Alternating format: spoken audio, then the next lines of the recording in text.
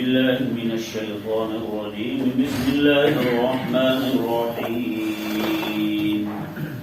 ولا تتمنوا ما فضل الله به بعضكم على بعض للرجال نصيب مما اكتسبوا وللنساء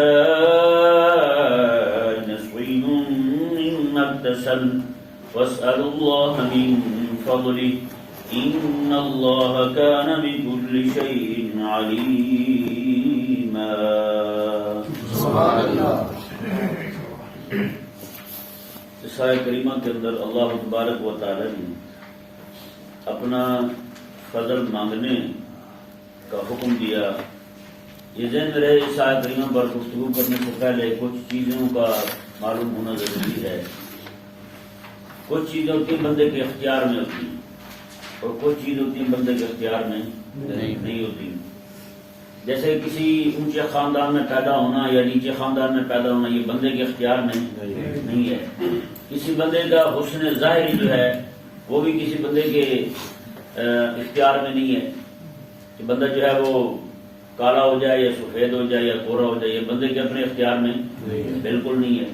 اسی طرح کر کے کسی بندے کے پاس مال کا آنا یعنی مال کا ملنا جو ہے محض اللہ تبارک و تعالیٰ کے فضل کے ساتھ ہی ہوتا ہے. رزق کی وسعت اور اس کی تنگی جو ہے یہ اسی کی مرضی پر منحصر ہے.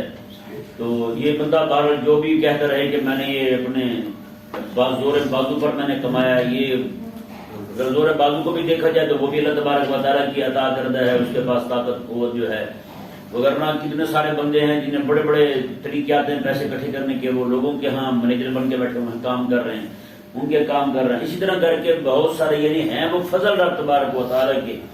لیکن رب تبارک و تعالیٰ نے فرمایا کہ ہم نے وَلَا تَتَمَنَّوْا مَا فَضَّلَ اللَّهُ بِهِ بَعْضَكُمْ عَلَىٰ بَعْضٍ, میں کہ تم اس فضل کی جو ہم نے تم میں سے بعض کو بعض پر فضیلت دی ہے اس کی تمنا بھی نہ کرو, اس کی تمنا بھی نہ کرو, کیونکہ یہ بندے کے اختیار میں نہیں ہے.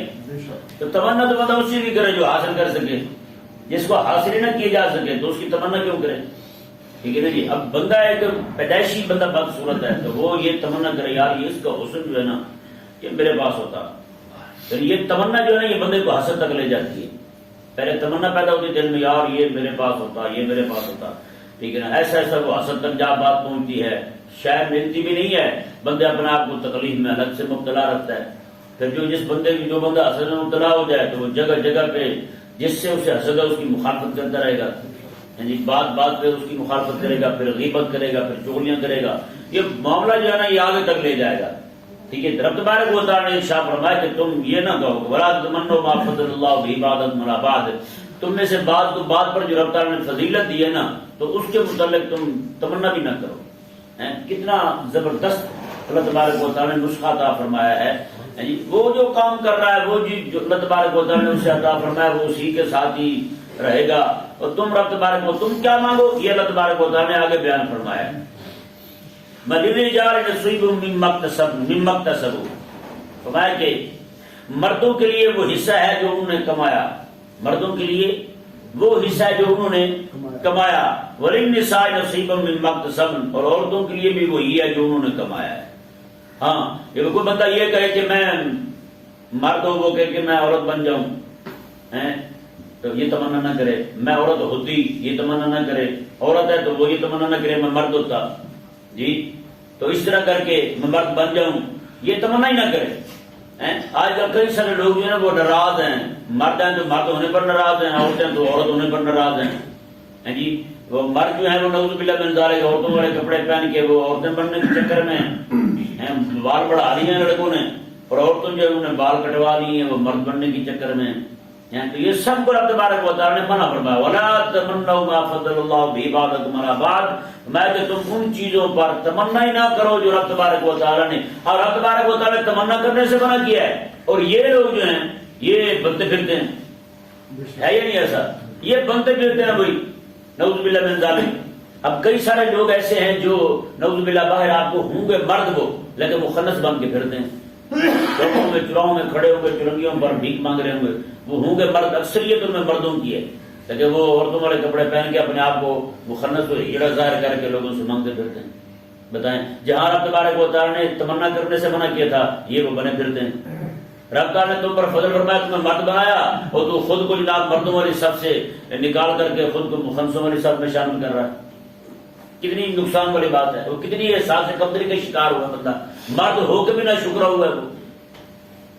رب تبارک و تعالیٰ نے یہی فرمایا بھائی یہ فضیلت دی ہے ہم نے تمہیں، ایک کو فضیلت دی ہے تو دوسرا کو تمنا بھی نہ کرے، اور باقی رہے وہ فضائل۔ یہ فضائل جو ہے نا یہ وہ غیر اختیاری ہیں۔ اختیاری فضائل کون سے ہیں؟ مثال کے طور پر میرا ایک دوست ہے، وہ روزانہ 5 نمازیں پڑھتا ہے، میں یہ سوچوں میں یار وہ 5 پڑھتا ہے، میں 5 نہیں پڑھتا پوری، کیا وجہ ہے؟ میں بھی 5 پڑھوں گا، بلکہ نہیں میں 7 کا بھی پڑھوں گا، میرا مقابلہ ہے اس کے ساتھ۔ یہ میدان مسابقہ ہے، یہ ہے میدان مقابلہ جو رب تبارک و تعالیٰ نے فرمایا فاستبقوا الخیرات وسارعوا الی مغفرۃ من ربکم۔ لیکن ہمارا مقابلہ آج کہاں ہے؟ جہاں رب تعالیٰ نے تمنا کرنے سے منع کیا وہاں مقابلے کر رہے ہیں۔ اس کے بعد 5 سوٹ ہے میں 6 سلواؤں گا، اس کے بعد جناب مہران گاڑی ہے میں کلٹس لوں گا، اس کے بعد جناب وہ کرولا ہے میں جناب اس سے بڑی گاڑی لوں گا، اچھا اس کے پاس 2-4 کاریں ہیں میں بڑی ہینو لوں گا، پھر اچھا اس کے بعد 2 ہے میں 4 لوں گا۔ پھر یہ کیا ہوا؟ نہیں بھائی ان چیزوں میں مسابقے کا ہمیں حکم نہیں کیا گیا، یہاں تو تمنا کرنے سے منع کیا گیا۔ مسابقے کا جو حکم ہے، مقابلے کا جو حکم ہے، اچھا میرا بیٹا جو ہے وہ جناب ابھی تک اسے نماز کے مسائل نہیں آتے، فلاں میرے دوست کا بیٹا نماز کے مسائل سیکھ گیا، اچھا میں اپنے بیٹے کو نماز کے مسائل کے ساتھ ساتھ روزے کے مسائل بھی سکھاؤں گا۔ اس کا بیٹا روزے رکھتا ہے، میرا بیٹا روزے رکھتا ہے، نہ یہ رمضان کے روزے بھی رکھے گا، میرے بھائی کا بیٹا رمضان کے روزے رکھتا ہے، میرا بیٹا شوال کے روزے بھی رکھے گا۔ یہ میدان مسابقہ ہے بھائی، یہ ہے میدان مقابلہ۔ عورتیں جو ہیں ان میں بھی دیکھ رہے ہیں، ان میں بھی مقابلے چل رہے ہیں کپڑوں کے، سوٹوں کے، چوڑوں کے، بس اس کے علاوہ آگے بڑھتی نہیں ہے، سرخی پاؤڈر کے، میک اپ کے، بس یہی۔ اچھا وہ پارلر جاتی ہے، میں اپنا سامان خریدوں گی، اپنے گھر میں ایک روم بناؤں گی، وہیں پہ سارا سامان رکھوں گی، یہیں پہ آیا کرے گی بیوٹی پارلر والی، یہیں پہ میرا جناب وہ سارا میک اپ کر کے جایا کرے گی۔ یہ کیا ہے؟ یہ تمہارے ذمہ لازم نہیں کیا گیا۔ جن چیزوں میں ہم مقابلے اور مسابقے کر رہے ہیں، ہمارے ذمہ جو چیز لگائی گئی ہے مقابلہ اور مسابقہ جس چیز میں کرنا ہے وہ ان فضائل میں کرنا ہے جو اختیاری ہے۔ اور وہ کیا ہے؟ وہ ہے رب تبارک و تعالیٰ کی عبادات اور علم ہے۔ علم دیکھیں یہ فضیلت ہے، وہ رب تبارک و تعالیٰ جس سے عطا فرمائے، لیکن ہم پر یہ تو لازم ہے نا ہم اس کے لیے جدوجہد کریں، ہم کوشش کریں، سیکھنے کی کوشش کریں۔ تو یہ چیزیں پورے قرآن کریم کی آیت کریمہ جیسے بعض مقامات پر آقا علیہ السلام نے اس کی ترغیب بھی دلائی۔ آقا علیہ السلام نے ارشاد فرمایا اگر تمہیں پتہ چل جائے اذان پڑھنے کا ثواب کتنا ہے تو آقا علیہ السلام نے ارشاد فرمایا کہ لوگ جو ہے وہ قرآن اندازی کیا کریں کہ آج میری باری ہے، آج میری باری ہے۔ لیکن یہاں کیا ہوتا ہے؟ یہاں کسی کو، لیکن یہاں تو الحمدللہ کمی نہیں ہے، یہاں بلکہ لوگوں کو تکلیف ہونے شروع ہو جاتی ہے، یار اتنے بندے اذان پڑھنے والے یہاں۔ کئی لوگ ایسے ہو کہتے ہیں فلانا ناک میں پڑتا ہے، یہ بھی نہیں صحیح پڑتا، یہ بھی نہیں صحیح پڑتا۔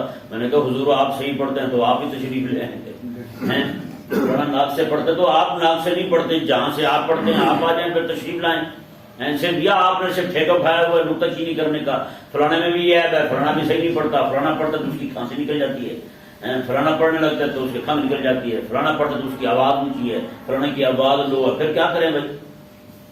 آج تک کسی نے یہ نہیں کہا کہ کتا بڑا بے سورا بھونکتا ہے۔ اس اذان پہ اعتراض ہے، یار عجیب بات ہے، وہ رات میں بھونک بھونک کے سونے بھی نہیں دیتا، اس کا کوئی ٹائم نہیں ہے، کب بھونکنا کو ٹائم ٹیبل تو نہیں ہے، وہ کون سا پڑا ہوا سکون گیا، ایک دن بھی نہیں گیا، اسے نہیں پتا کس ٹائم بھونکنا کس ٹائم نہیں بھونکنا، یا اس کو بھی ٹریفک والے وہ الارم لگا دی جائیں، نشان جو ہوتے ہیں وہ لگا دی جائیں، وہ جنے بھی آپ بھونکنا آپ نہیں بھونکنا، وہ بے ٹائم ہے بھائی، کسی بھی لوگ بولنا شروع کر دیتے۔ تو یہ اصل میں اکثر باتیں لوگ نا اس لیے بھی کرتے ہیں تاکہ لوگ جو ہے نا وہ ان کے دل ٹوٹ جائیں، لوگ جو ہے وہ نیکی کا کام ہی نہ کریں، نہ یار جو وہ کر رہا ہے نا اسے کرنے دیں۔ اللہ اکبر کبیرہ۔ امام حضرت شیخ فرید بن عطار رحمہ اللہ نے اپنی کتاب میں ایک بات نقل کی ہے، بہت بڑے امام تھے، بہت تابعین کا دور ہے، تبع تابعین کا دور بھی نہیں ہے، تابعین کا دور ہے، یہ وہ ائمہ جنہوں نے حضور کے صحابہ کا دیدار کیا، اندازہ لگا۔ نماز پڑھنے گئے ایک امام کے پیچھے کھڑے ہوئے، انہیں کسی نے بتایا کہ وہ اللہ کے ولی ہیں، وہ گئے وہاں جا کے امام کے پیچھے نماز شروع کی، انہوں نے اگر قرات شروع کی نا تو کچھ جو تجوید کے جو قواعد تھے نا ان کی پابندی ان سے نہیں ہوئی، ان کی پابندی ان سے نہیں ہوئی، نماز توڑ کے واپس آ گئے۔ اللہ تبارک و تعالیٰ نے ان کے دل میں یہ بات ڈالی میں تو صرف اس کے لفظوں پر ہی دیکھتا رہا، اس کے دل میں جو میری محبت تھی وہ نہیں دیکھی تم نے؟ وہ کیوں نہیں دیکھی تم نے؟ تو آج جو ہے نا وہ پتہ نہیں ہم میں سے ہر بندہ جو ہے نا وہ یہ چاہتا ہے کہ مولوی جو ہے نا امام جو ہے وہ میری مرضی کے مطابق جناب ہے، جب میں چاہوں وہ کھڑا ہو جائے، جب میں چاہوں بیٹھ جائے. کہ ایسا کیسے ہوتا ہے؟ آج یہاں لوگ گھڑی دیکھ کے نماز پڑھتے ہیں امام کے پیچھے، نا 8 منٹ 8 منٹ کی نماز ہم قبول نہیں، 57. کیوں بھائی؟ کریمہ کا صلی اللہ علیہ وسلم کے صحابی حضرت عمر رضی اللہ تعالیٰ عنہ فجر کی نماز پڑھاتے تھے، اندھیرے میں نماز شروع کرتے تھے. جیسے ٹائم شروع ہوتا اذان ہوتی، سنتے پڑھتے نماز شروع ہو جاتی. جی فرماتے ہیں کہ سورج طلوع ہونے سے تھوڑی دیر پہلے نماز ان کی ختم ہوتی تھی اور نماز میں سورہ بقرہ پڑھا کرتے تھے. سورہ بقرہ کتنے پاروں پر ہے؟ 2.5 پاروں پر ہے. یہاں تو مر نہ جائے بندے جو 8 منٹ میں نماز پڑھنے والے ہیں. 7 منٹ میں 8 منٹ شروع کیوں ہوا ہے بھائی؟ اتنی بات میں مسئلہ ہے یار. کیا ہوا تم نے یار؟ رب کی بارگاہ میں کھڑے ہو، اتنی بات میں مسئلہ ہو گیا تمہیں. تو یہ دیکھنا پڑے گا. جب رب کی بارگاہ کی بات آئی، جہاں پہ ہمیں حکم تھا مقابلہ کرنے کا نیکیوں میں ہیں بھئی، تم 8 منٹ میں نماز پڑھتے ہو، ہمارے بھی امام صاحب 15 منٹ نماز پڑھاتے ہیں، ماشاءاللہ دل راضی ہو جاتا ہے ہمارا ان کے پیچھے کھڑے ہو گئے ہیں. اور ہم کہتے ہیں یار بڑا دل ناراض ہو گیا مولوی پہ، اس نے 1 منٹ زیادہ لگا. میرا سانس ہی بند ہونا شروع ہو گیا تھا. کیسے سانس بند ہوتا نماز میں تو اللہ کرے بند ہی ہو جائے. 15 منٹ لٹرین میں بیٹھا رہے گا، وہاں بند نہیں ہوتا، مسجد میں بند ہو جاتا ہے یا نہیں؟ تو یہاں مسابقے کا حکم تھا بھائی، مقابلے کا حکم تھا. کریمہ کا صلی اللہ علیہ وسلم نے ارشاد فرمایا جو بندہ دیکھیں پہلی صف کا جو ثواب حضور نے فرمایا، پہلی صف پر رب تبارک و تعالیٰ کے فرشتے درود بھیجتے ہیں، فرشتے درود بھیجتے ہیں. اور آقا کے سامنے ارشاد فرمایا جو بندہ پیچھے کھڑا ہو اور دیکھے اگلی صف میں جگہ خالی ہے، جگہ پر کرنے کے لیے پچھلی صف کو چھوڑ کے اگلی میں آ جائے، کریمہ علیہ السلام میرا اللہ تبارک و تعالیٰ اس سے کسی بات پر عمرے کا ثواب عطا فرمائے، عمرے کا ثواب عطا فرمائے. آگے بڑھا ہے نا، آگے بڑھا ہے، پچھلی صف کو چھوڑ کے آ گیا ہے. یہی مسابقے کا میدان ہے، یہی مقابلے کا میدان ہے. ایک بزرگ رحمہ اللہ فرماتے ہیں 30 سال پورے انہوں نے کوئی بھی اذان مسجد کے باہر سنی نہیں. جب بھی اذان ہوئی پہلے مسجد میں بیٹھے ہوتے تھے، پہلے مسجد میں بیٹھے ہوتے تھے، وہیں اذان ہوئی. وَلَا تَتَمَنَّوْا مَا فَضَّلَ اللَّهُ بِهِ بَعْضَكُمْ عَلَىٰ بَعْضٍ، لیکن تم ایسی جو رب تبارک و تعالیٰ نے تم میں سے بعض کو بعض پر فضیلت دی نا، ان کی تمنا بھی نہ کرو، تمنا بھی نہ کرو. اللہ اکبر کبیرہ. یہ دیکھیں کہ رب تبارک و تعالیٰ نے ارشاد فرمایا اس طرح کر کے عورتیں جو ہیں، عورتوں نے جو کمایا ہے اور مردوں نے جو کمایا ہے، اور مردوں کی جو کمائی ہے اور عورتوں کی جو کمائی ہے، اللہ اکبر. بعض مرد ایسے ہیں اچھے بھلے مولوی ہو کے کوئی کام نہیں کرتے، تو کئی عورتیں ایسی ہیں جن رب تبارک و تعالیٰ نے اتنا ان پر فضل فرمایا ہے کہ وہ نیکی کا کام، دین کا کام، دین کے غلبے کا کام، ختم نبوت کا کام، ناموس رسالت کا کام بہت زیادہ کر رہی. اور مرد جو ہیں ان کے مقابلے میں کخ بھی نہیں کر رہے. بہت سارے مردوں کی بات کر رہا ہوں، اب سب کی نہیں، بہت سارے مرد بھی ہیں جو اتنا کام کر رہے ہیں. جی علماء فرماتے ہیں نہ ہر مرد مرد ہے، نہ ہر عورت عورت ہے، نہ ہر مرد مردس، نہ ہر زن زنس، نہ ہر مرد مرد ہے، نہ ہر عورت عورت ہے. کیونکہ کہتے ہیں کہ 5 انگلیاں برابر نہیں ہے. اسی طرح کر کے اب بتائیں نا جی، پوری امت جو ہے، پوری امت کے اس وقت جو آپ بزرگوں کو دیکھ رہے ہیں، رابعہ بصری رضی اللہ تعالیٰ عنہ کی شان کتنی ہے، سبحان اللہ ہیں، کتنی بڑی رب تبارک و تعالیٰ کی ولی ہیں، اور کتنی بڑی عارفہ ہیں. حضرت ابراہیم بن ادھم رحمہ اللہ ارشاد فرماتے ہیں بلخ کے آپ حاکم تھے. یعنی جب گئے وہاں کعبہ شریفہ میں تو ہر قدم پر 2 نفل پڑھتے تھے. مصلی ساتھ ہے، نفل پڑھتے ہیں، قدم اٹھاتے ہیں، پھر مصلی رکھتے ہیں، آگے کرتے ہیں، 2 نفل پڑھتے ہیں، پھر جاتے ہیں. 17-18 سال میں جا کے پہنچے وہاں جب پہنچے تو انہیں کعبہ ہی دکھائی نہیں دیا. عرض کی مولا کعبہ کا ہے، ایک بندی آ رہی ہے، اس کے استقبال کو کیا ہوا. اب بتائیں یہ بھی ولی ہیں، وہ بھی ولی ہیں. یہ کعبے کو دیکھنے جا رہے ہیں، کعبہ ان کو ملنے گیا ہوا. یہ جب گئے آگے بڑھ کے دیکھا تو رابعہ بصریہ رضی اللہ تعالیٰ آ رہی ہیں اور کعبہ. انہوں نے کہا یہ کیا ہوا، میں 17-18 سال میں یہاں پہنچا ہوں اور کعبے کو تم نے اپنی طرف بلا لیا، یہ کیا کیا تم نے؟ حضرت رابعہ بصریہ رضی اللہ تعالیٰ عنہ نے کیا بات کی، اللہ کیا وہ عارفت کیا ہے. اس نے کہا، حضرت رابعہ بصریہ نے کہا دیکھو ابراہیم، تم رب کی بارگاہ میں جھکتا ہوا سر لے کر آئے ہو، میں جھکتا ہوا دل لے کے آئی ہوں.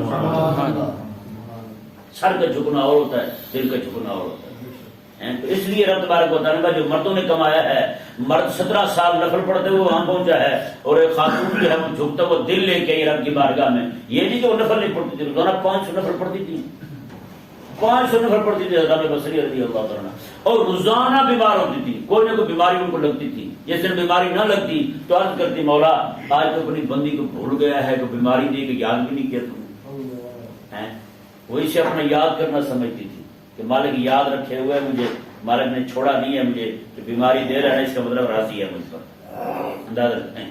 ہمیں کھانسی لگ جائے تو کہتے ہیں پتہ نہیں کیڑا پٹھا کام ہے، میں راضی ہو گیا رب، بلکہ یہ نہیں کہتے کہ کون سا غلط کام ہوا، کہتے ہیں غلط کام کوئی نہیں ہوا مجھے، پھر بیماری کیوں لگی ہے مجھے، اللہ اکبر۔ رب تبارک و تعالیٰ نے ارشاد فرمایا، اللہ اکبر، نسخہ کیا دیا مالک نے، وَاسْأَلُوا اللَّهَ مِن فَضْلِهِ، بس تم نے یہ دعا مانگنی ہے، مولا اپنا فضل فرما، جس حال میں بھی رکھے ہم راضی ہیں، جس حال میں بھی رکھے ہم اس پر راضی ہیں۔ ان اللہ کان بکل شیء علیما، بے شک اللہ تبارک و تعالیٰ ہر چیز کو جاننے والا ہے۔ یہ ذہن میں رہے، کریمہ صلی اللہ علیہ وسلم نے ارشاد فرمایا، بہت سارے بندے ایسے ہوتے ہیں جن کے لیے مال کا ہونا ان کے ایمان کے بچاؤ کے لیے ضروری ہوتا ہے، رب تبارک و تعالیٰ ان کو مال دیتا ہے کہ اگر ان سے مال لے لیا گیا ان سے تو وہ ممکن ہے کافر ہو جائیں، رب تبارک و تعالیٰ اس لیے ان کو مال دیے رکھتا ہے، کیونکہ آپ بس بعض لوگوں کو دیکھتے ہیں جن کے پاس مال ہو پہلے وہ چلا جائے تو بے دین ہو جاتے ہیں، ایمان ہی چھوڑ بیٹھتے ہیں، رب تعالیٰ کی غیبتیں کرنی شروع کر دیتے ہیں، رب کے بارے میں کہنا شروع کرتے ہیں، رب نے تو ہم پہ ظلم کیا ہے، اب بتائیں نا یہ مال نہ ہونے کی وجہ سے اس نے کفر بتایا نا، ایمان سے کیا وہ ہے ہی نہیں۔ تو آخر انسان میں بعض بندوں کے لیے ایمان مال کا ہونا ضروری ہوتا ہے، ان کے ایمان کے لیے تو اللہ تعالیٰ ان کو مال دے رکھتا ہے، اور بعض لوگوں کے لیے فقیری جو ہے نا ان کے ایمان کے لیے ضروری ہوتا ہے، مال آ جائے تو بندے جو ہے نا بے دین ہو جاتے ہیں۔ آج کتنے سارے لوگوں کو آپ دیکھتے ہیں جب غریب تھے تو کپڑے پورے ہوتے تھے، ہاں جی، جب ڈیفینس میں جا بیٹھے ہیں، ادھر چلے گئے ہیں، بحریہ میں چلے گئے ہیں تو پھر ان کے کپڑے، ان کی ماں بہنوں کے کپڑے بھی ادھورے ہو گئے، اب وہ کہنا بھی شروع کر دیا انہوں نے، جب ہم تو یہ دین کی باتوں پہ بلیو ہی نہیں کرتے، ہم تو نان بلیور ہو گئے ہیں، ہم تو ایتھیسٹ ہو گئے ہیں، ہم تو فیمنزم کے شکار ہو گئے ہیں، یہ منہ سے کہتے ہیں لوگ۔ تو اللہ تبارک و تعالیٰ نے ارشاد فرمایا، بہت سارے بندے آخر سامنے فرمایا، بہت سارے بندے ایسے ہوتے ہیں جن کے لیے مال بہتر ہوتا ہے ان کے ایمان کے دفاع کے لیے، تو اللہ تبارک و تعالیٰ ان کو مال عطا فرماتا ہے، اور کئی لوگ ایسے ہوتے ہیں جن کے لیے غریبی بہتر ہوتی ہے ان کے ایمان کے لیے، تو اللہ تبارک و تعالیٰ ان کو غریب رکھتا ہے تاکہ ان کا ایمان سلامت رہے۔ کتنی بڑی حکمت ہے یار، یہی رب تعالیٰ وکان اللہ بکل شیء علیما، اللہ ہر چیز کو جاننے والا ہے، اور کس کو حسن دینا ہے، کس کو بدصورت بنانا ہے، کس کو کالا بنانا ہے، کس کو گورا بنانا ہے، کس کو جناب علم عطا فرمانا ہے اپنی طرف سے، کس کو جناب ایسے ہی جاہل رکھنا ہے، یہ مالک عز و جل کے فیصلے ہیں، جیسے وہ چاہے اسی طرح کرے۔ یہ دیکھیں جی پیچھے چوتھے پارے کے آخر میں مالی معاملات کچھ بیان فرمائے تھے رب تبارک و تعالیٰ نے، میراث کے مسائل، یہاں سے پھر اسی مسئلے کی طرف عود کرتے ہوئے بحث جو ہے پھر آخری ایک کیا ہے مبارکہ میں آگے پھر نئے مضامین شروع ہوں گے۔ اللہ تبارک و تعالیٰ نے ارشاد فرمایا، پہلے آپ یہ مسئلہ ذہن میں رکھیں، ہوتا یہ تھا کہ دو بندے جو ہیں وہ آپس میں یہ کہتے تھے، دوست ہوتے تھے، ایک دوسرے کو کہتے تھے یار دیکھو بات سنو، میرے مرنے کے بعد تم سارے مال کے مالک ہو گئے، میرے مال کے، میری جائیداد کے، ساری جائیداد کے تم مالک ہو گئے، لیکن ایک شرط ہے، وہ کیا ہے، تم میرے مولا موالات بن جاؤ۔ کیا بن جاؤ؟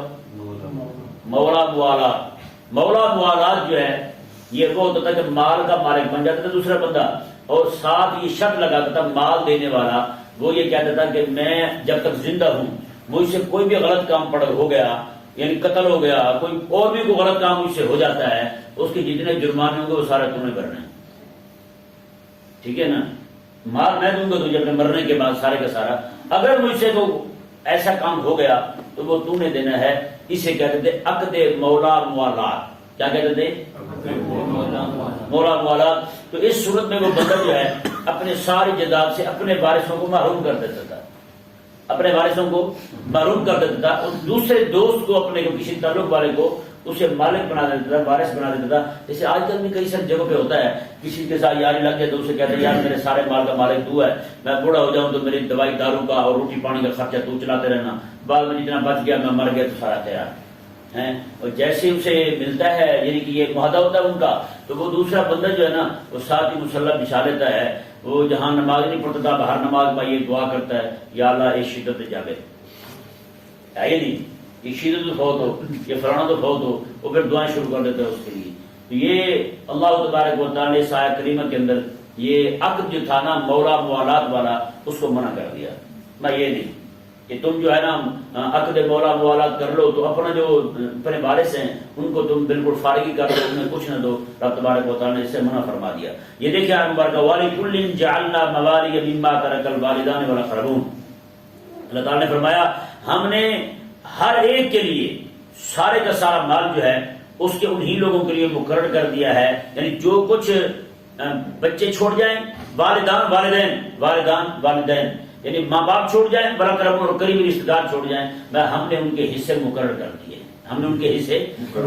دیے ہیں. والذین عقدت ایمانکم اور وہ بھی جو تمہاری قسمیں جو ہیں جن کے عقد کر لیں یعنی تم قسمیں اٹھا کے جن کے ساتھ عقد کر لو فآتوہم نصیبہم ان کو بھی ان کا حصہ دو. ان اللہ کان علی کل شیء شہیدا. اب کوئی بندہ اس معاملے میں کوئی گڑبڑ کرتا ہے یا کسی کا حق جب مارتا ہے کسی کو اس کے حق سے محروم کرتا ہے تو رب تبارک و تعالی نے ارشاد فرمایا اللہ تبارک و تعالی ہر چیز پر گواہ ہے. اللہ تعالی ہر چیز پر گواہ ہے. اللہ تبارک و تعالی سمجھنے